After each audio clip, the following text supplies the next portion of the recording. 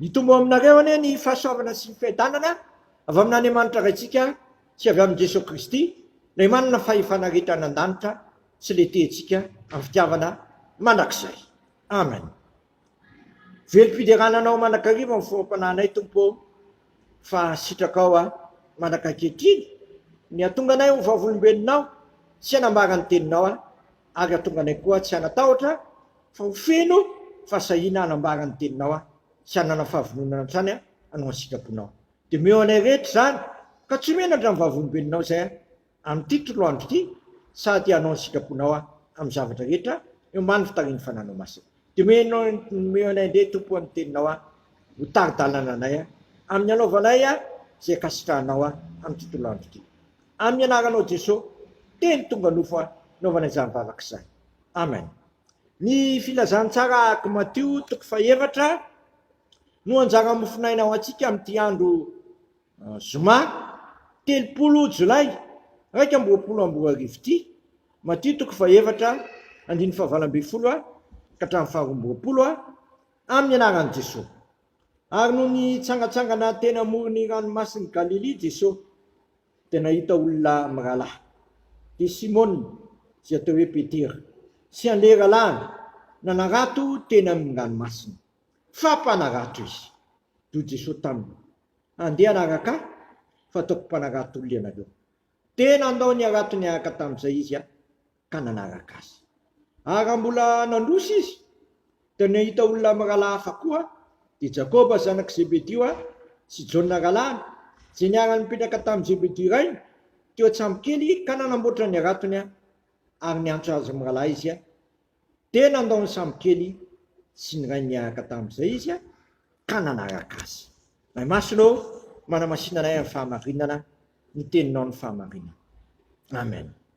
Zava-dehibe ravana ny antson'ny Tompo.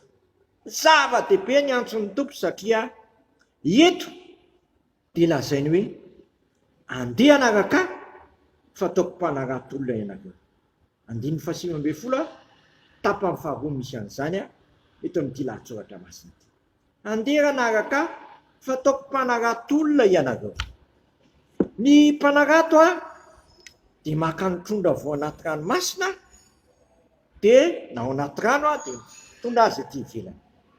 Matetika ny trondro dia tsy mateza amin'ny fahavelomany fa maty soa matsara satria nanana tao anatin'ny fiainana izay misy azy izy. Dia ilay fiainana hanana amin'ny fahavelomany. Fa eto niovany andraikitra reto mpianatry ny Tompo izay natsony reto satria hanala ny olona ao anatin'ny fahafatesana sy ny faharavana sy ny fahalovana no anjarany ka hanome azy ilay fiainana tena tsara indrindra, dia ilay fiainana miaraka amin'ny Jesosy Kristy, dia ilay fahasoavana hanampy fahasoavana.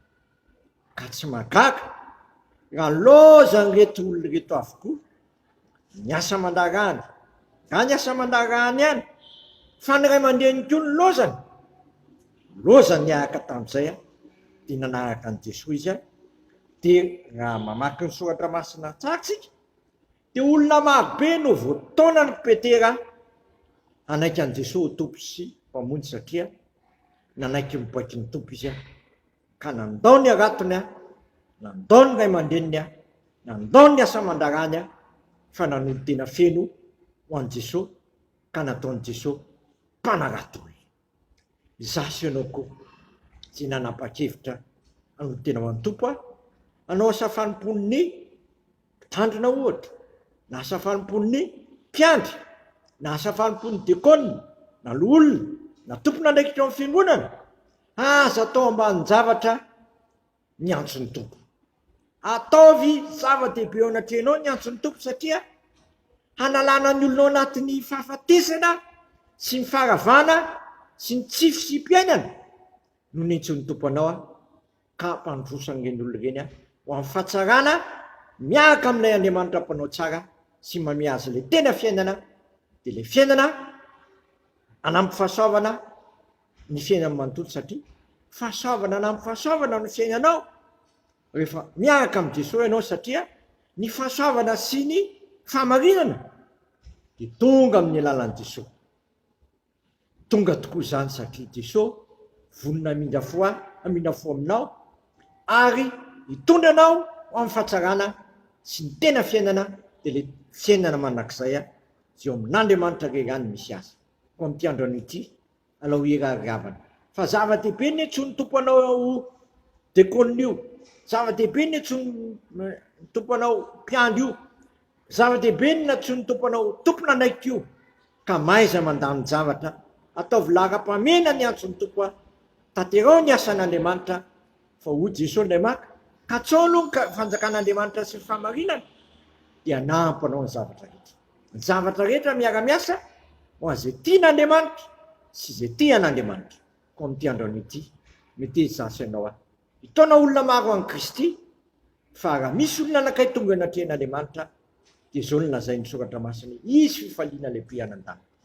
Ko ampitombory havana ny olona tonga eo anatrehan'i Kristy amin'ny alalako sy amin'ny alalanao zay mitaona ny olona tsiraray hafa ho an'i Kristy satria raha misy olona amin'i Kristy tonom-baovao izy dia ho lasa zao fanontana mangitrikitrika mahazo ny firenena sy izao voariana mahazo ny zao tontolo zao satria Jesosy Kristy nefa niteny hoe ny fiadanako ny mekanareo ny fiadanako ny avelako nareo ary ny fiadanan'i Kristy anapako ny mponao sy manapoko rehefa manaiky azy marina tokoa ianao sy manoto tena azy dia ho gaga ianao satria tsy hanan-java-mahoro ianao sady tsy ho zava-tsoa satria Jesosy niteny indray maka ananontany ny mpianatra inona nampahoro anareo ny zavatra na tsy hanananareo ve tsia dia fahasoavana na amin'ny fahasoavana tokoa ny fiainanao ary fahasoavana sy famindrapo nanaraka anao amin'ny andro iainrehetra nanao satria manaiky miteny ny tompo ianao ary manoto tena azy andro aman'alina. Dia amin'izany tokoa nefa fiainako sy ny fiainanao ambara-piavan'i Kristy eny amin'irao ny lanitra. Amen. Dera sy misaotra anao izay raha eo fa tsy avelanao mipetraka ao anatin'ny fahafatesana sy faharavana sy ny tsify sy mpiainana izay fa tianao kosa izay ao aminao izay ananana ny zavatra rehetra satria ao koa izay sahiteny tahaka ny Paoly apôstôly hoe mahay ny zavatra rehetra ao amin'ilay mampahery ahy. Ary ao aminao koa no andraisanay ny zavatra rehetra satria ianao ny zavatra rehetra ho an'ny olona rehetra. Ary ianao koa no mahay manova amin'ny fo ratsinay ho tonga fo tsara, fo fihain'ny fankatoavana, fo manaiky tarihinao sy manaiky anjakanao. Dia ataova amin'izany tokoa izay rehetra meny izao teninao izao ka mba olom-baovao tokoa ary olona araka ny sitraponao vonona miasa tsara rehetra sy ny teny tsara rehetra. Dia sitraka ny ary hivavaka hoe ainay izay ny an-danitra masinany eny ny anaranao ho tonga ny eny fanjakanao ataony eny sitraponao ety an-tany tahaka ny an-danitra menao niny anina sahazo anay ary mamelany any kay tahaka na melanay izay meloka taminay ary iza mitondra anay amin'ny fakapanahy fa manafanay amin'ny ratsy fanao amin'ny fanjakana sy ny hery ary voninahitra manak'izay. Amen. Ho tanterahany tompo amintsika anie zao todrano izay tononona amin'ny anaray zanakary fanamasina zao raiso amin'ny finoana sy fanantenana izany.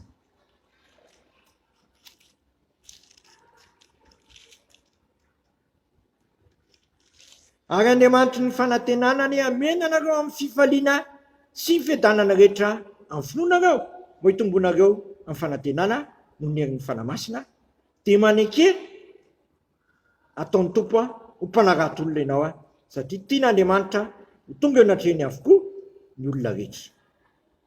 Voninahitra anie ho an'Andriamanitra rery ihany amin'ny anaran'ny Ray sy ny Zanaka ary ny fanamasina.